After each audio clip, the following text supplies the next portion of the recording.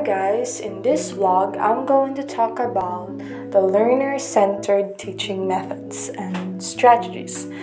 So there's a lot of teaching methods and strategies. So first, what is learner-centered teaching?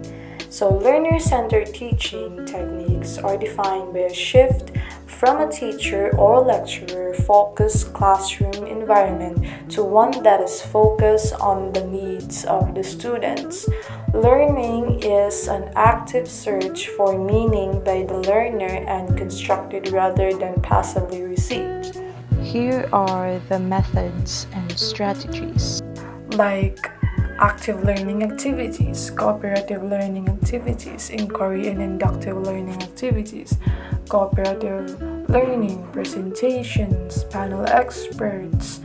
But what I'm going to focus on is the JIGSAW. A cooperative learning strategy known as JIGSAW technique helps students create their own learning.